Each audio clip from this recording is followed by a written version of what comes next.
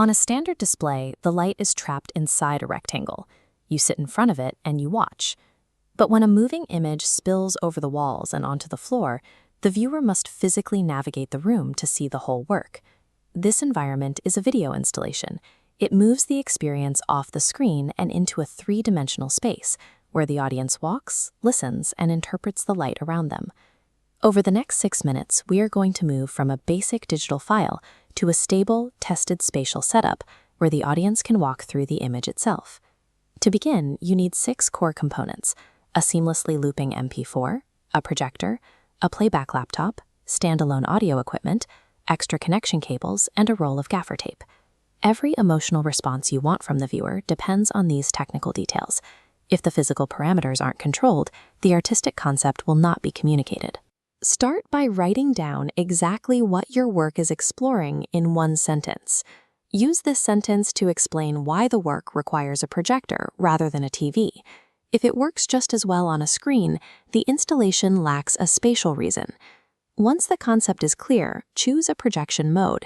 You can use a standard wall, wrap it around a sculptural object, utilize multiple screens, project onto the floor, or map light to complex architecture. Using multiple translucent screens creates depth. As the light from one projector bleeds through the fabric, the viewer is forced to step between different planes. A wall projection is direct. It treats the gallery surface as a canvas, creating a clean, architectural feel that dominates the room without layered materials. Sketch a top-down storyboard of the room. Mark the entrance, the interaction zone where the audience will spend the most time, and the exit path. This sketch is your technical blueprint. Every cable you run and every speaker you place must support the specific viewer journey you have planned. Your installation is only as stable as its weakest connection. Carry one backup spare for every cable, adapter, and power strip you use, especially for the HDMI lines. For the video itself, export an H.264 MP4.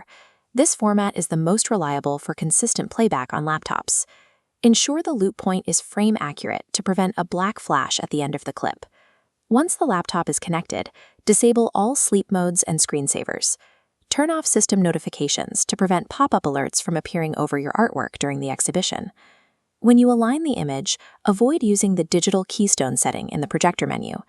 Digital correction squeezes pixels, which reduces the resolution and leaves the image looking soft and distorted.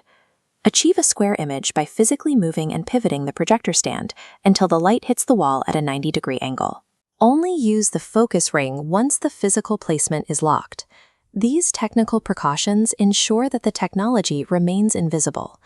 When the hardware is properly prepped, the system doesn't interrupt the viewer's experience. Now enter the space and clear the area. Suspend the fabric screen, ensuring it is tensioned enough to catch the light without sagging. Cable management is a safety requirement. Route every power and signal line along the perimeter of the room. This forces the audience to look in one direction while hearing something from another, creating an atmospheric tension that pulls them deeper into the room. By managing the cable layout, the shadow angles, and the sound placement, you are choreographing the specific way an audience's body inhabits the room. To refine the visual edges, use masking.